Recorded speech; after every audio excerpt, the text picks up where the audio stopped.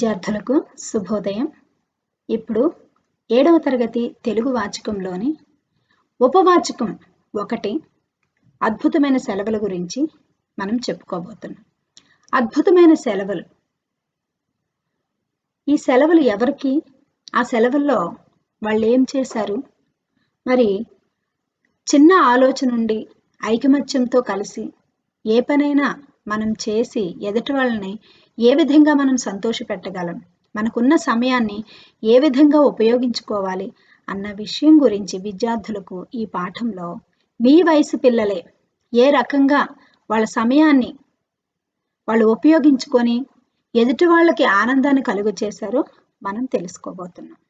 మనకి ఉపవాచకంలోంచి పారాగ్రాఫ్స్ ఇవ్వడం జరుగుతుంది.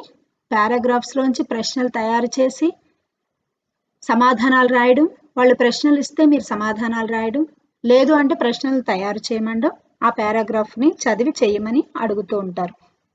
కాబట్టి చదువుతూ ఉన్నప్పుడే ప్రతి పారాగ్రాఫ్లోంచి కూడా ఒక 5-6 ప్రశ్నలు మనం ఏ విధంగా తయారు చేసుకోవచ్చో మీరు ఆలోచించుకుంటూ పాఠాన్ని చూస్తూ వింటూ మీ వాచకంలో పెన్సిల్తో గీతలు గీసుకోండి. ప్రశ్నలు అడిగే వాక్యాలు మీకు అనిపించినప్పుడు. సెలవులు వచ్చాయంటే పిల్లలందరికీ ఎంతో సంబురం. అమ్మమ్మ తాతయ్యల దగ్గరకో మరో చుట్టాల దగ్గరకో వెళ్ళాలని తాపత్రయం. సెలవులను హాయిగా గడపాలని అనుకుంటారు అందరూ. సెలవుల్ని అందరికీ ఉపయోగపడేలా గడపాలని కొందరే అనుకుంటారు. అలాంటి కొందరు పిల్లలు తమ సెలవుల్లో ఎవరికి ఎట్లా సాయపడ్డారో పాఠం ద్వారా తెలుసుకుందాం. సంబురం గీత గీయండి. సంబురం అంటే సంతోషం. అద్భుతమైన సెలవులు, అవి శీతాకాలపు సెలవు రోజులు. సుశీల్, సునీత, సాగర్లకు చాలా విసుగ్గా ఉన్నది. ఇంట్లోనే ఉంటూ కలిసి ఆడుకోవటం తప్ప వేరే పనే లేదు. ఏమాత్రం సాహసోపేతంగా కానీ ఉత్సాహంగా కానీ లేని పని అది. వాళ్ళ స్నేహితులు చాలామంది వాళ్ళ అమ్మా నాన్నలతో బంధువుల ఊళ్ళకు వెళ్ళారు. ఈసారి వీళ్ళ నాన్నకు చాలా పని ఉండడం వల్ల ఇదివరకటి వలె కొత్త ప్రదేశాలు చూడడానికి వెళ్ళలేకపోయారు. సాధారణంగా మనకి విద్యార్థులకి సెలవులు వచ్చినప్పుడు ఖచ్చితంగా తల్లిదండ్రులు పిల్లలు ఉత్సాహంగా ఉండాలని, కొత్త ప్రదేశాలు చూడాలని, వాళ్ళ మానసిక ఆనందం పొందాలని కొన్ని ప్రదేశాలకు వాళ్ళ ఆర్థిక స్తోమతను బట్టి పిల్లల్ని తీసుకొని వెళుతూ ఉంటారు. రిఫ్రెష్మెంట్ అని అంటూ ఉంటాం. అవి సినిమాలకు కొంతమంది తీసుకువెళ్తారు, లేదంటే బంధువుల ఇళ్ళకు కొంతమంది తీసుకువెళ్తారు, లేదంటే కొంతమంది కొత్త ప్రదేశాలకు, అవి రాష్ట్రాల్లో ఉన్న ప్రదేశాలు అవ్వచ్చు, జిల్లాల్లో ఉన్నవి అవ్వచ్చు, కొంతమంది విదేశాలకు కూడా వాళ్ళ స్తోమతను బట్టి పిల్లల్ని తీసుకొని వెళ్ళి అన్ని చూపించి తీసుకుని వస్తూ ఉంటారు. అలా ఇక్కడ అవి శీతాకాలపు సెలవు రోజులు అంటే ఏంటి, చలికాలంలో వచ్చే సెలవులు ఏవి మనకైతే సంక్రాంతికి సెలవులు వస్తాయి కదా, లేదు అంటే క్రిస్మస్ సెలవులు వస్తాయి. ఇక్కడ క్యారెక్టర్స్ ఎవరెవరు, ఆ పిల్లలు సుశీల్, సునీత, సాగర్, వీళ్ళు ముగ్గురు గుర్తుపెట్టుకోండి. వీళ్ళు మాత్రం వాళ్ళ నాన్నగారికి ఈ సెలవుల్లో పని ఎక్కువగా ఉండడం వల్ల ఎక్కడికి తీసుకుని వెళ్ళలేదంట. వాళ్ళకి ఇంట్లో ఏం చేయాలో తోచటం లేదు. మెత్తలతో కొట్టుకుంటూ ఇంట్లో పరుగులు పెడుతూ ఉంటే వాళ్ళ పిన్ని సావిత్రి, ఏమిటది, వెళ్ళండి, మనకి పనికి అడ్డు రాకండి అన్నది. ఇప్పుడు వాళ్ళ పిన్ని పేరేంటి, సావిత్రి. వాళ్ళు మెత్త అంటే ఏంటి, పిల్లో, తలగడ, గీత గీసుకోండి. వాళ్ళు పిల్లలు కొట్టుకుంటూ ఉండడం, పరుగులు పెడుతూ ఉంటే ఇంట్లో పనులు చేసుకుంటే వాళ్ళకి అడ్డు కాబట్టి కొంచెం కసురుకుంది వాళ్ళ పిన్ని సావిత్రి. అబ్బా, ఇంకేం చేయాలే మేము అన్నారు పిల్లలు. వాళ్ళ విసుగును లెక్క పెట్టకుండా, ఈ మెత్త తొడుగులు కుషన్లు పాడు చేయకండి, మీలాంటి పిల్లలు ఆడవలసిన ఆట కాదిది అని గట్టిగా చెప్పింది సావిత్రి పిన్ని. అంటే మీరేమైనా చిన్నపిల్లల తలగళ్లతో ఎందుకు ఆడుతున్నారు అని ఆమె ఉద్దేశం. విసుగ్గా గట్టిగా, మరి మేమేం చెయ్యాలే అన్నాడు సుశీల్. ఈ సుశీల్, సునీత, సాగర్ ఈ ముగ్గురులో సుశీల్కి బాగా కోపం వచ్చింది. వెంటనే మరి మేమేం చెయ్యాలి అని అడిగాడు. బయటికెళ్ళి ఆడుకోకూడదు అంటూ ఆమె సలహా ఇచ్చింది. 3 రోజులుగా అదే కదా చేస్తున్నాం, నాకు చాలా విసుగ్గా ఉంది. పిల్లలు ఎక్కువగా తిరిగి సమాధానాలు చెప్తూ ఉన్నారు. ఇప్పుడు తల్లిదండ్రులు కానీ పెద్దలు కానీ ఏదైనా అంటూ ఉంటే, ఒకప్పుడు పెంపకం ఎలా ఉండేది, పెద్దలు తల్లిదండ్రులు ఎవరైనా సరే వాళ్ళ మాటకు మనం ఎదురు చెప్పొద్దు అని నేర్పించేవాళ్ళు. కానీ ఈ రోజుల్లో చాలా మంది పిల్లలకి అది అర్థం కావటం లేదు. వెంటనే తిరిగి సమాధానాలు చెప్పేస్తూ పెద్ద గొంతు లేపుతూ మాట్లాడుతూ ఉంటున్నారు. అది మర్యాద కాదు. మర్యాదలను ఎప్పుడూ కూడా పిల్లలు అతిక్రమించకూడదు. పెద్దవాళ్ళతో మర్యాదగా మాట్లాడాలి. వాళ్ళు ఎందుకు చెప్తున్నారో అర్థం చేసుకోవాలి. ఇక్కడ ఈ బాబు ఏమని చెప్తున్నాడు విసుగ్గా, 3 రోజుల నుంచి అదే కదా చేస్తున్నాం అని సెటైర్ వేస్తున్నట్టుగా మాట్లాడాడు. కొత్తగా ఉత్సాహంగా లేనే లేదు అన్నాడు సాగర్. ఏం చేయడానికి తోచకపోతే వంటింట్లో నాకు సాయం చేయండి, కొత్త వంటలు తయారు చేద్దాం అన్నది సావిత్రి పిన్ని. మీ పని ఎలాగుందా అని ఏమన్నది. మీకేమీ తోచట్లేకపోతే నా దగ్గరికి రండి, వంటలకు సహాయం చేద్దురు గాని అన్నది. ఇంట్లో మమ్మీ వాళ్ళు కూడా అలానే కదా అంటారు. ఈ ఆలోచన మాకేం నచ్చలేదు. సుశీల్ సాగర్ కలిసి అన్నారు ఒకేసారి. ఇద్దరు ఒకేసారి అన్నారు. నువ్వు ఇలా అనడం మాకేం నచ్చలేదు పిన్ని అని అన్నారు. పద బయటికెళ్ళి ఆడుకుందాం అనుకుంటూ ఇద్దరు బయలుదేరారు. వాళ్ళ వెనకే సునీత వెళ్తుంటే, నా చిన్ని సునీత, నువ్వు ఇక్కడే ఉండి నాకు సాయం చెయ్యాలే అన్నది సావిత్రి పిన్ని. సారీ పిన్ని అంటూ సునీత బయటికి పరుగులు పెట్టింది. లేకుంటే ఆమె బలవంతం మీద ఈ పూట వంటింటి పనులన్నీ తనొక్కతే చేయాల్సి వస్తుందేమో భయం వేసింది సునీతకు. పిల్లలందరూ ఇంట్లోంచి బయటికి వచ్చి లాన్లో గడ్డిని కోస్తున్న తోటమాల దగ్గరికి వెళ్ళారు. లాన్ అంటే గీత గీసుకోండి. పెద్ద ఇంటి ముందు గడ్డితో ఉండి చక్కగా కుర్చీలు వేసుకొని కూర్చోడానికి ఉండే ప్రదేశాన్ని లాన్ అంటారు. LAWN. అతను, ఏమిటి సుశీల్ బాబు, తోట పనిలో మెలకువలు నేర్చుకుంటావా అని అడిగాడు సుశీల్ని. ఆ లాన్లో తోటమాలి పని చేస్తూ ఉన్నాడు, గార్డెనింగ్. అప్పుడు వాళ్ళని అన్నాడు, ఏంటి సుశీల్ బాబు తోట పనిలో మెలకువలు అంటే టెక్నిక్స్ గీత గీసి రాసుకోండి అడిగాడు. అది కాదు తాత, బాధగా అన్నాడు సుశీల్. మాకందరికీ సెలవులు ఇప్పుడు, ఏం చేయాలనో ఎవరికి తోస్తలేదు. చక్కటి పూలు తెంపి మంచి పూలగుత్తి చేసి మీ అమ్మకి ఇయ్యండి, ఆమె తప్పకుండా సంతోషిస్తుంది అన్నాడు తోటమాలి. మాకేమీ తోచట్లేదు తాత, మాకు ఇప్పుడు హాలిడేస్ కదా, ఏం చేయాలో అర్థం కావట్లేదు. డాడీ ఏమో ఎక్కడికి తీసుకెళ్ళలేదు అని వీళ్ళు అనేసరికి తోటమాలి ఏమని సలహా ఇచ్చాడు, బాబు తోట నిండా అన్ని రకాల పువ్వులు ఉన్నాయి, చక్కగా పువ్వులు కొయ్యండి, పువ్వులు తెంపి ఒక మంచి పూలగుత్తి తయారు చేసి అమ్మకి ఇవ్వండి, అమ్మ సంతోషిస్తుంది అని చెప్పాడు. అంటే ఏదో ఒక పనిలో పిల్లలు గడపాలి, ఎంగేజ్ అవ్వాలన్న ఉద్దేశంతో ఆ రకంగా చెప్పాడు. అన్నారు. ఇంకేం చేద్దాం, కొన్ని పూలు కోసి చక్కటి పూలగుత్తి తయారు చేద్దాం పదండి అన్నాడు సుశీల్. గులాబీ పూలు చాలా బాగున్నవి, చామంతి పువ్వులు తాజాగా అందంగా ఉన్నాయి. తోట వందల కొద్దీ పూలతో కళకళలాడుతూ ఉన్నది. కళకళలాడడం గీత గీయండి, ఎక్కువగా సొంత వాక్యాలు అడుగుతూ ఉంటాడు. తళతళ, కళకళ. చూడండి వచ్చిన పదమే మళ్ళీ వచ్చింది, జంట పదాలు అంటారు వీటిని. ఇలాంటి పదాలు చూడండి, టపటప, పటపట, కళకళ, ఇలాంటి వినడానికి చక్కగా అనిపిస్తాయి జంట పదాలు. గీత గీయండి. వాటిలో వేటిని తెంపాలో, మొగ్గలుగా ఉన్న కారణంగా వేటిని తెంపకూడదో తోట మీద తాతయ్య చెప్పాడు. చక్కటి పూలగుత్తి తయారైంది, దీన్ని చూసి సంతోషించే వాళ్ళు ఉండే చోటికి తీసుకుపోయిద్దాం సరేనా అన్నాడు సాగర్. అందులో వాళ్ళ ముగ్గురులో సాగర్కి ఒక ఐడియా వచ్చింది. మనం ఈ పూలగుత్తిని తయారు చేసాం, తోటమాలైతే అమ్మకి ఇయ్యమని చెప్పాడు కానీ ఇది తీసుకొని వెళ్తే సంతోషించే వాళ్ళు కొందరు ఉన్నారు, అక్కడికి తీసుకొని వెళదాం సరేనా అని మిగిలిన వాళ్ళకి చెప్తున్నాడు. ముసలి వాళ్ళంతా ఎక్కడికి సుశీల్ అడిగాడు. సాగర్ని అలా అనగానే సుశీల్ వెంటనే ఎక్కడికి అని అడిగాడు. ముసలి వాళ్ళంతా ఉండే వృద్ధాశ్రమం గుర్తుందా నీకు, ఒంటరిగా చేసేందుకు ఏమీ లేకుండా ఉంటారు, పాపం వాళ్ళు దీన్ని తప్పకుండా ఇష్టపడతారు, నాకు తెలుసు అన్నాడు. వృద్ధాశ్రమం గీత గీయండి అంటే వృద్ధులు ఉండేటటువంటి ఆశ్రమం. ఆ పదాన్ని గమనించారా, వృద్ధ ప్లస్ ఆశ్రమం, రెండు పదాలు కలిపి ఒక పదంగా ఏర్పడింది. పదాల కలయికను మీరు గుర్తుపెట్టుకోవాలి, విడదీస్తే రెండు పదాలు ఎలా విడదీయగలమో ఆలోచిస్తూ ఉండాలి.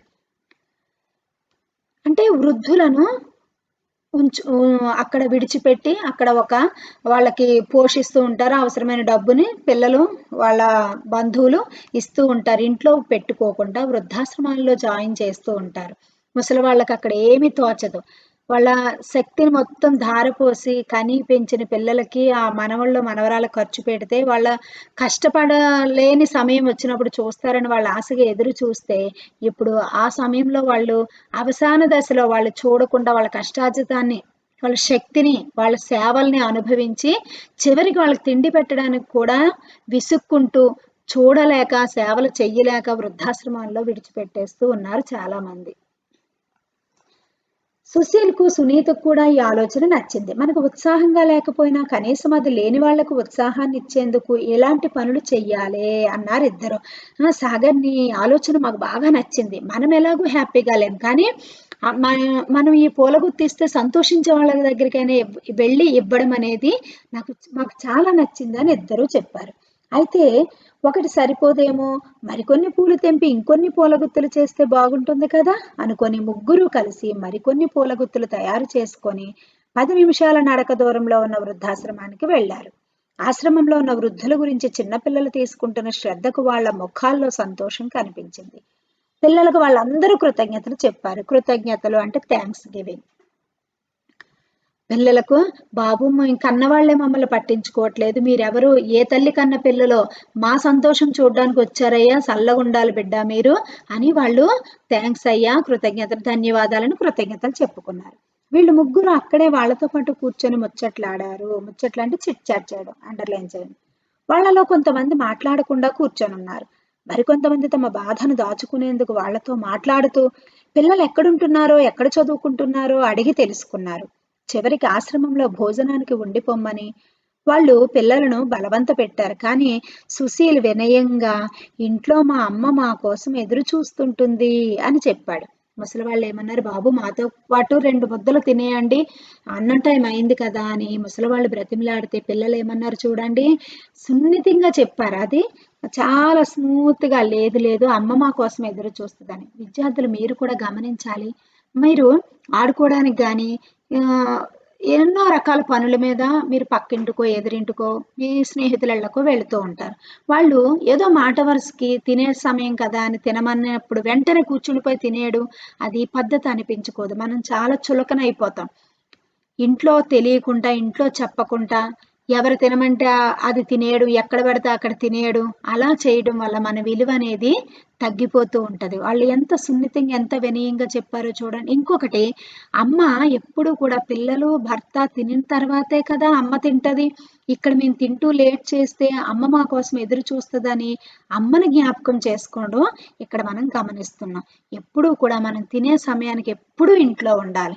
ఎందుకంటే మనం తినేంత వరకు అమ్మ ఖచ్చితంగా తినదు. కాబట్టి అమ్మకి లేట్ అవుతుంది, అమ్మ నాన్న కూడా ఎదురు చూస్తారు. కాబట్టి అన్నం తినే సమయంలో మనం బయట పనుల మీద వెళ్ళి ఆడుకుంటూ లేటుగా రావడం ఇలాంటివి మనం చెయ్యకూడదు.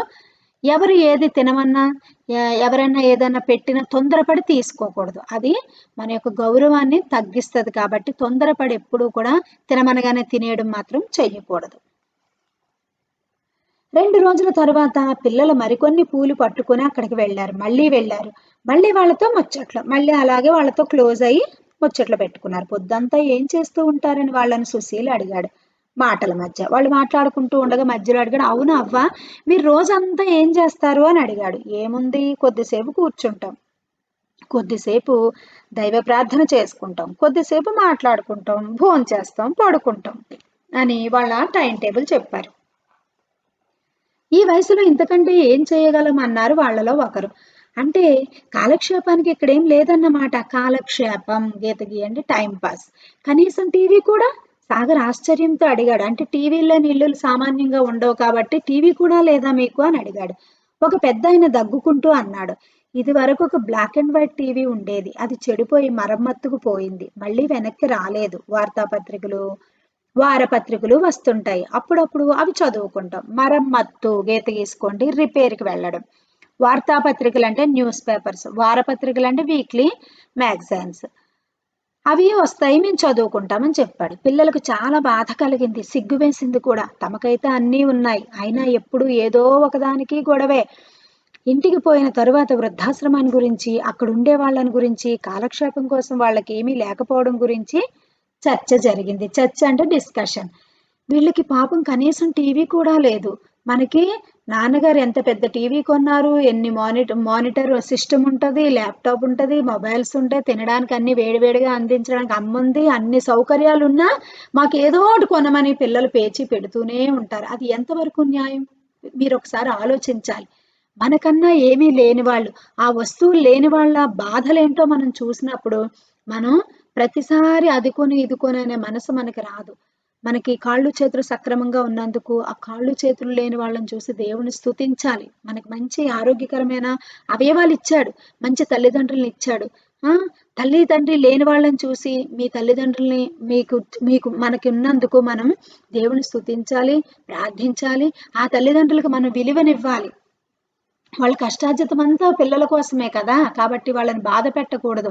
అది లేని వాళ్ళ బాధ ఏంటో మీరు గమనిస్తే, మనకి ఉన్నందువల్ల మనం ఎలా సంతోషపడాలో, ఎలా తృప్తి పడాలో మనకు అర్థమవుతది. ఉన్నదాన్ని బట్టే తృప్తి చెందాలి తప్ప, పక్క వాళ్ళేదో కొనుక్కున్నారనో, అలాంటిది మనకు లేదనో, ఎప్పుడు కూడా ఎదుటి వాళ్ళతో మనం పోల్చుకొని, మనకేదీ లేదే అన్న దుఃఖం విషాదంలా మార్చుకొని, దిగులుగా ఉండిపోతూ, ప్రెస్టేజ్‌కి పోతూ తల్లిదండ్రుల్ని ఇబ్బంది పెట్టకూడదు. చూసారా? వాళ్ళు వృద్ధాశ్రమానికి వెళ్ళారు కాబట్టి, వాళ్ళకి వాళ్ళకి ఏమి లేదో చూసారు. కాబట్టి వీళ్ళకున్నవన్నీ చాలా ఎక్కువ అని రియలైజేషన్ అనేది వాళ్ళకి కలిగింది. బండి మీద వెళుతూ ఉంటే సైకిల్ మీద వెళ్ళే వాళ్ళకన్నా మనం బాగున్నామని తృప్తి పడాలి. కారులో వెళుతూ ఉంటే స్కూటర్‌లోను, బండి మీద, స్కూటీల మీద వెళ్ళే వాళ్ళకన్నా దేవుడు మనకి మంచిగా కారు ఇచ్చాడు వర్షంలో తడకుండా, ఎండలో ఎండకుండా అని తృప్తి చెందాలి. అంతేగాని ఈ కారులో ఇంకా 10,00,000, 20,00,000, 50,00,000 కార్లున్న వాళ్ళని చూసి మనకి లేదే అంటే మరి తృప్తి ఎప్పుడొస్తది? తృప్తిగా ఉండడమే మనకి ఐశ్వర్యం. తృప్తి లేని వాళ్ళకి ఎంత డబ్బున్నా తృప్తి అనేది ఉండదు. ఆరోగ్యం ఉండదు. ఇక్కడ చూడండి వాళ్ళని చూసి వీళ్ళు ఏం నేర్చుకున్నారు. వాళ్ళ కోసం ఒక టీవీ కానీ, రేడియో కానీ కొనిస్తే బావుంటుందన్నాడు సాగర్. మనం దాచుకున్న పైసలన్నీ పెట్టినా అలాంటిది ఏది కొనలేమన్నది సునీత. ఈ పిల్లలు మాట్లాడుకుంటున్నారు. కనీసం వాళ్ళకి పాపం ఏమీ లేదు టైం పాస్‌కి. అట్‌లీస్ట్ మనం దాచుకున్న డబ్బులన్నీ పోగేసి వాళ్ళకేదైనా కొనిద్దామా అంటే సునీత అంది మనం అన్నీ ఆ డబ్బులన్నీ పెట్టినా వాళ్ళకి మనం ఏమి కొనివ్వలేము. అంత పెద్ద వస్తువు రాదు అని చెప్పింది. మనం చేయగలిగినదంతా మన పైసలతో ఓ సినిమాకో, మరో దానికో కొన్ని టిక్కెట్లు కొనివ్వగలం అంతే. సినిమా, టిక్కెట్స్ సుశీల్ తీవ్రంగా ఆలోచిస్తున్నాడు. ఒక్కసారి గట్టిగా అంతే అంటూ అరిచాడు. వాళ్ళలో వాడే ఆలోచించుకొని ఐడియా రాగానే గట్టిగా అరిచాడు. సునీత సాగర్ ఒక్కసారే అడిగారు. ఏమనుకుంటున్నావు మనసులో నువ్వు అని. సుశీల్ మెరిసే కళ్ళతో అన్నాడు. మీకు తెలుసుగా మన స్కూలు నాటకాల్లో నటించిన అనుభవం మన ముగ్గురికి బాగా ఉన్నది. అనుభవం అంటే ప్రాక్టీస్ గీత గీసుకోండి. మనం వాళ్ళ కోసం ఉచితంగా ఓ ప్రదర్శన ఇస్తే కనీసం వాళ్ళని ఆనందపరిచినట్లు అవుతుందిగా అన్నాడు. ఏమన్నాడు? స్కూల్స్‌లో నాటకాలు, చిన్న చిన్న డ్రామా, స్కిట్స్ వేస్తూ ఉంటారు కదా టీచర్స్. ఆ డైలాగ్స్ ఎలా చెప్పాలి, స్క్రిప్ట్ ఎలా రాసుకోవాలి, పిల్లలకు మంచి ఐడియా ఉంటది. కాన్వర్జేషన్ ఎలా ఉంటది, ఇలా. మనకి కూడా స్కూల్స్‌లో ఇప్పుడు హరితహారం మీదో చెట్లు నరకకూడదనో, చిన్న చిన్న డ్రామాల్లాగా, స్కిట్‌ల్లాగా వేస్తూ ఉంటాం గదా! అలా ఆ అలవాటు ఉంది కదా మనకి. వాళ్ళని నవ్వించడానికి ఏదైనా వాళ్ళని నవ్వించేటట్టుగా, ఆనందపరిచేటట్టుగా ఏదైనా ఒక స్క్రిప్ట్ రాసి మనం ప్రదర్శన ఇద్దాము అని చెప్పారు. సాగర్ సరేనన్నాడు. కానీ సునీతకి ఈ ఆలోచన నచ్చలే. కేవలం ముగ్గురితోటి ప్రదర్శన ఏమంత బాగుండదు. తప్పనిసరిగా ఇంకా కొంతమంది కావాలి. ఇదంతా మన వల్ల అవుతుందా అని. ఈ అమ్మాయి ఏమంటుంది? ప్రదర్శన బానే ఉంటది. కానీ ముగ్గురితో మనం ఏం చేయగలం? చాలా మంది మనకు కావాలి. మరెలా అంది. తోటమాలి తాతయ్య, సావిత్రి పిన్ని స్టేజ్‌కి వెనక మనకు తప్పకుండా సాయం చేస్తారు. నాకు తెలుసు. అన్నాడు సాగర్. స్కూల్లో నితిన్ అని నాకో స్నేహితుడున్నాడు. మీకు గుర్తుంది కదా! నితిన్ ఈ నాటకంలో పాల్గొంటాడు. ఇంక కొంతమందిని తీసుకొని వస్తాడు కదా! అన్నాడు. అంటే ఇక్కడ సాగర్‌లో మనం ఒక లీడర్‌షిప్ క్వాలిటీని చూస్తూ ఉన్నాం. నాయకత్వపు లక్షణాలు. ఒక వ్యక్తి యొక్క నాయకత్వపు లక్షణాలు అనేవి విద్యార్థి దశలోనే మనం అంచనా వేయగలం. చాలామంది మనకెందుకులే అని ఉంటారు. కానీ కొంతమంది పిల్లలు మాత్రం క్లాస్‌లో ఒకరిద్దరైనా సరే అలాంటి వాళ్ళుంటారు. ప్రతీదీ కూడా ప్రతి ఒక్క పని వాళ్ళ పనిగా తీసుకొని వాళ్ళే ముందుండి, వాళ్ళే ఆలోచన చేస్తూ ఏదైనా వస్తువులు దానికి కావాలి అంటే వాళ్ళ ఇంట్లో ఉన్నయి తీసుకొని రావడమో, స్నేహితులకి చెప్పి వర్క్ డిస్ట్రిబ్యూషన్ చేయడమో, మొత్తానికి ఆ ఈవెంట్ సక్సెస్‌ఫుల్‌గా కొనసాగడానికి ముందుండి నడిపిస్తూ ఉంటారు. నాయకత్వపు లక్షణాలు. అలాంటి నాయకత్వ లక్షణాలు ఈ సాగర్‌లో మనం చూడగలం. ఏమని చెప్తున్నాడు? తోటమాలి తాతయ్య ఉన్నాడు, పిన్నుంది. మనకు హెల్ప్ చేస్తాడు. నా దోస్తున్నాడు. వాళ్ళ ఫ్రెండ్స్‌ని కూడా తీసుకొస్తాడు. ఇంకేంటి సరిపోతారని మేనేజ్ చేస్తూ ఉన్నాడు. చూడండి లీడర్‌షిప్ క్వాలిటీస్ ముందుండి నడిపిస్తూ ఉంటారు. ప్రతీదీ ఆలోచిస్తూ ఉంటారు. స్పోర్టివ్‌గా ఉంటారు. యాక్టివ్‌గా ఆలోచిస్తూ ఉంటారు. నాయకత్వపు లక్షణాలు. పనికొచ్చే పని అంటే ముందుంటారు. సునీత ఒప్పుకుంటూ ఇట్లా అన్నది, మనం దీన్ని ఒక చారిటీ షో లాగా చేస్తే బాగుంటుంది. కొన్ని టిక్కెట్లు ఇరుగు పొరుగు వాళ్ళకు అమ్ముదాం. ఇట్లా మనం జమ చేసే డబ్బుతో కనీసం రేడియో సెట్ అయినా కొని ఇవ్వచ్చుగా అంది. రేడియో సెట్ జమ చేయడం అంటే ఆదా చేయడం. ఏమంది, ఒక చారిటీ షోలా చేద్దాం. అలా షో అంటే ఏంటి, టికెట్స్ ప్రింట్ చేయడం, ఆ టికెట్స్ అందరికీ ఇవ్వడం, ఆ వచ్చిన టికెట్ ఎంతకని అమ్మితే మనకు డబ్బులు వస్తాయి కదా, ఆ డబ్బులతో వాళ్ళకి ఏదైనా కొనివ్వచ్చు అని ఈ అమ్మాయి సలహా ఇచ్చింది. చూడండి, అనేకులు సలహాదారులుగా ఉండడం మనకి మంచిది. సలహాలు, అందరి సలహాలు వినాలి. ప్రతి ఒక్కరు చెప్పేది విని అందులో బెస్ట్‌ది ఏంటో మనం ఆలోచించి నిర్ణయం తీసుకోవాలి. ఆ చెప్పావులే, ఆ చేసావులే అని ఎవరిని మనం త్రోసిపుచ్చకూడదు. ఎవరి నోటంట ఎలాంటి ఆలోచన వస్తదో, అవి మనకి ఎలా ఉపయోగపడతాయో మనం చెప్పలేం, ఊహించలేం. ఈ అమ్మాయి ఎలా అంది. అంతే, వెంటనే సాగర్ నితిన్ ఇంటికి వెళ్ళాడు. మరో 2 గంటలకల్లా సాగర్ నవ్వుతూ, తుళ్ళుతూ గర్వంగా ఇంటికొచ్చి, నితిన్ సాయంత్రమే తన పిన్ని, ఇద్దరు కూతుళ్ళతో పాటు వాళ్ళ ఇంటికొస్తున్నాడని ప్రకటించాడు. ఇంక చేయవలసింది చాలా ఉన్నది. మరి టిక్కెట్లు ఎక్కడ ప్రింట్ చేయిద్దాం? సునీత అడిగింది. ప్రింట్ చేయవలసిన పని లేదు. మనకు తెలిసిన వాళ్ళను, ఇరుగు పొరుగు వాళ్ళను ప్రదర్శనకు రమ్మందాం. తమకు తోచిన విరాళం ఇమ్మని అడుగుదాం. అంతే, సుశీల్ విడమర్చి చెప్పాడు. టిక్కెట్లు ప్రింట్ చేసి మళ్ళీ అవి అమ్మి మళ్ళీ డబ్బులు ఎక్కువ అవుతాయి కదా. మనం ఎదుటి వాళ్ళకి మేలు చేయడానికి మనం చేస్తూ ఉన్నాం. ఇందులో స్వార్థం లేదు. స్వార్థం లేని పనికి సమాజంలో కూడా అందరూ మనకి సహాయం చేస్తారు. పిల్లలు మీరు గమనించాలి. మన కొరకు మనం స్వార్థంగా అడిగితే ఎవ్వరూ చేయరు. కానీ ఎదుటి వాళ్ళకి మంచి చేయడానికి చేస్తూ ఉన్నామంటే 10 మంది సహాయం చేయడానికి ముందుకొస్తారు. వీళ్ళు అందుకే టికెట్లు ఏం అవసరం లేదు, ఇరుగు పొరుగు వాళ్ళకి చెప్పుదాము అని చెప్పారు. మరి ప్రదర్శనకు చోటు ఎక్కడున్నది? వృద్ధాశ్రమం ఉన్నది, పెద్ద ఆవరణలో కదా. దాని పక్కనే ఆట స్థలం ఉన్నది, అక్కడ అని చెప్పాడు. ఈ ఆలోచన అందరికీ నచ్చింది. సాయంత్రం నితిన్ తన చెల్లెళ్ళు తమన్నా, వేణలతో కలిసి రాగానే ఏ నాటకం వేయాలని చర్చించుకోవడం మొదలుపెట్టారు. నితిన్ తెచ్చిన పుస్తకాల్లో నుండి వెతికి గుస్వం, అండర్లైన్ చేయండి, గుస్వం అనే హాస్య నాటకాన్ని ఎంపిక చేసుకున్నారు. హాస్య నాటకం అంటే జాయ్ఫుల్ గా ఉండేదన్నమాట. విద్యార్థులు ఎక్కువగా పుస్తకాలు చదవాలి. తెనాలి రామకృష్ణ కథలు, ఇంకా మోరల్ వాల్యూస్ని పెంచేటటువంటి, నైతిక విలువలను పెంచేటటువంటి, ఆధ్యాత్మిక విలువలను పెంచేటటువంటి కథల పుస్తకాలు మనం చదివినప్పుడు పాత్ర పరిచయాలు మీకు అర్థమయ్యి ఎవరి వల్లే మనం ఉండాలి, ఎవరిలాంటి లక్షణాలు మనలో ఉండకూడదో మనలో మనం ఆత్మ పరిశీలన చేసుకొని చిన్నప్పటి నుంచే మంచి మార్గంలో నడవడానికి పుస్తకాలు ఎంతగానో తోడ్పడతాయి. వీళ్ళు చూడండి, వాళ్ళు ఆ పుస్తకాలు చదివే అలవాటు ఉంది కాబట్టి పుస్తకాలు తెచ్చి అందులోంచి ఒకటి సెలెక్ట్ చేసుకున్నారు. సుశీల్ ఆ రోజు రాత్రి మరుసటి రోజు పగలంతా కదలకుండా కూర్చొని నాటకానికి సంభాషణలు రాశాడు. సంభాషణలు అంటే ఏంటి? డైలాగ్స్ గీత గీసుకోండి. మిగతా వాళ్ళు ఇంటింటికి వెళ్ళి వాళ్ళని ఆహ్వానించి విరాళాలు సేకరించారు. అట్లా వాళ్ళంతా కొంత మొత్తం పోగు చేయగలిగారు. మూడో రోజున నాటక ప్రదర్శనకు రిహార్సల్లు మొదలైనాయి. స్కూల్లో నాటకాలు వేయటంలో మంచి అనుభవం ఉన్న నితిన్ ఈ నాటకానికి దర్శకత్వం వహించాడు. డైరెక్టర్ అన్నమాట. అంటే దాని అంతటికీ స్టోరీ అంతటికి ముందుండి ఆ స్టోరీ రాయడం, డైలాగ్స్ రాయడం, వాళ్ళకి దగ్గరుండి నేర్పించడం అంతా అతను తీసుకున్నాడు అన్నమాట. ప్రదర్శనకు ముందు వారం రోజులు ఎట్లా గడిచిపోయాయో వాళ్ళకే తెలియలేదు. ప్రతిరోజు కనీసం 3 గంటలు రిహార్సల్స్ చేసేవాళ్ళు. తక్కని రోజంతా స్టేజ్ ఎట్లా ఉండాలి, దుస్తులు ఎట్లా ఉండాలి, ఇరుగు పొరుగు వాళ్ళని ఎట్లా ఆహ్వానించాలి, ఇట్లాంటి విషయాలను గురించిన చర్చలే. మనకి కూడా స్కూల్ యాన్యువల్ డే జరగడానికి ముందు 2-3 నెలల నుంచే మనకి రిహార్సల్స్ స్టార్ట్ అవుతూ ఉంటాయి. దానికి కాస్ట్యూమ్స్ ఏంటి, యాక్సెసరీస్ ఏంటి, మనకి మరి ఫంక్షన్ హాల్స్ ఏంటి, స్టేజ్ ఎక్కడ, ఇలాంటివన్నీ కూడా సన్నాహాలన్నీ ముందు నుంచే జరుగుతూ ఉంటాయి. అవునా కదా. చివరికి ప్రదర్శన రోజు రానే వచ్చింది. అంతకు ముందు రోజే వృద్ధాశ్రమం నిర్వహించే మేనేజర్ దగ్గర నుంచి అనుమతి తీసుకునేటందుకు పోయారు. మరి వాళ్ళ దగ్గర పర్మిషన్ తీసుకోవాలి కదా, వెళ్ళారు. ఆయన ఎంతో ఆనందంగా అంగీకరించాడు. అక్కడి వృద్ధులకు ఆశ్చర్యం కలిగేలా ఒక్కరోజు ముందు మాత్రమే వాళ్ళ కోసం తాము వేస్తున్న నాటకాన్ని గురించి చెప్పారు. ప్రదర్శన రోజున పొద్దుటి నుంచే పిల్లలు తమ కోసం చేస్తున్న నాటకం కోసం ఆశ్రమంలోని వాళ్ళంతా ఎంతో ఉత్కంఠతో ఎదురు చూస్తున్నారు. ఉత్కంఠ అంటే ఏంటి, చాలా ఈగర్లీ వెయిటింగ్ అంటాం కదా, ఎలా వేస్తారా, స్టోరీ ఏంటి, ఇదంతా చూడాలని ఆసక్తిగా ఉన్నారు. కర్రలు కట్టెలతో వరండాలో స్టేజీ తయారు చేసుకున్న తర్వాత ఎదురుగా ఉన్న ఆట స్థలంలో ప్రేక్షకుల కోసం బల్లలు, కుర్చీలు వంటివి వేయడం జరిగింది. 100 మంది కూర్చునేందుకు వీలుగా ఆశ్రమంలో నుండి కొన్ని, ఇరుగు పొరుగు ఇళ్లలో నుండి కొన్ని, తమ ఇళ్ల నుండి కొన్ని కుర్చీలు సేకరించి తెచ్చారు. ప్రదర్శన బ్రహ్మాండంగా జరిగింది. పిల్లలు అద్భుతంగా నటించారని అందరూ అభినందించారు. నాటకంలోని హాస్య సన్నివేశాల్లో అందరూ విరగబడి నవ్వుతూ ఆనందించారు.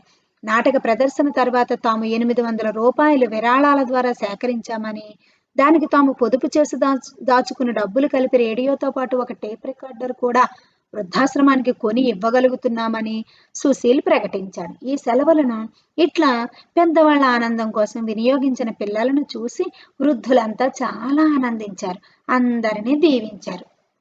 ఇది నేషనల్ బుక్ ట్రస్ట్ ఇండియా ఈ బుక్లోంచి మనకి స్టోరీని తీసుకొని ఇవ్వడం జరిగింది. చూసారా, ఆ చిన్న పిల్లలు మీ వయసుకు చెందినటువంటి పిల్లలే, వాళ్ళు కూడా పెద్ద పెద్ద పనులు మనం చేసేనవసరం లేదు. మనకు ఉన్న దాంట్లో మనం చెయ్యగలిగినంత, మన చేతనైనంత దాంట్లో ఎదటి వాళ్ళని సంతోషపరిచేటట్లుగా, ఎదటి వాళ్ళకు ఉపయోగపడేటటువంటి మంచి పనులు చేయడానికి చిన్నప్పటి నుంచి మనం ఆలోచిస్తూ నాయకత్వపు లక్షణాలను పెంపొందించుకుంటూ ఇంట్లో కానీ సమాజంలో కానీ అందరికీ ఉపయోగపడేటటువంటి పనులు చేసే తత్వాన్ని విద్యార్థుల్లో అభివృద్ధి పొందించుకోవాలి. అంతే తప్ప ఎదుటి వాళ్ళని బాధ పెట్టడం, ఎదుటి వాళ్ళకి ఇబ్బంది కలిగించే పనులు చేయడం, అలాంటి ఆలోచనలతో పెరగడం అది విద్యార్థులకి సరైనది కాదు. దీన్ని బట్టి మీరేం నేర్చుకున్నారు?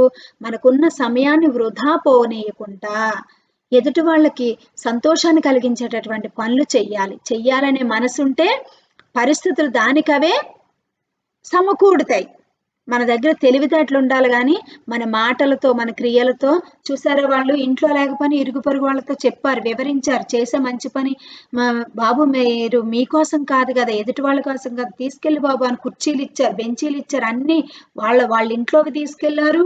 ఎదుటి వాళ్ళని కన్విన్స్ చేసి కూడా వాళ్ళు ఏర్పాటు చేయగలిగారు. చూసారా, చిన్న ఈవెంట్ అయినా ఆ వయసుకి వాళ్ళు ఎంతో చక్కగా చేసుకున్నారు. అలాగే ఏదైనా ఒక ఈవెంట్ కానీ, ఏదైనా ఒక సమస్య వచ్చినప్పుడు పరిష్కరించుకోవడం కానీ, ఏదైనా ఒక మంచి పని చేయాల్సి వచ్చినప్పుడు కానీ అందరూ కలిసి ఆలోచన చేసినప్పుడు ఆ పని అనేది సక్సెస్ఫుల్ గా రన్ అవుతుంది. అది ఒక కుటుంబం అవ్వచ్చు, మరి మీ క్లాస్ రూమ్ అవ్వచ్చు, అలాగే ఒక సంస్థ అవ్వచ్చు. అందరూ కలిసికట్టుగా చేసినప్పుడు ఎలాంటి పని అయినా సరే సక్సెస్ఫుల్ గా ముందుకి కొనసాగుతుంది అన్నది ఇక్కడ మనకు అర్థమవుతుంది. ఈ పాఠంలో కొన్ని పారాగ్రాఫ్ కింద ప్రశ్నలు ఇవ్వడం, సమాధానాలు ఉండడం మీకు తెలియడం కోసం, మీకు సులువుగా ఉండడం కోసం ఇక్కడ ఇవ్వడం జరిగింది. మీరు కూడా ఇంకా చిన్న చిన్న పారాగ్రాఫ్స్ తీసుకొని బాగా చదివి అందులోంచి ప్రశ్నలు తయారు చేసుకుంటే మీకు పరీక్షలో రాయడానికి సులభంగా ఉంటుంది.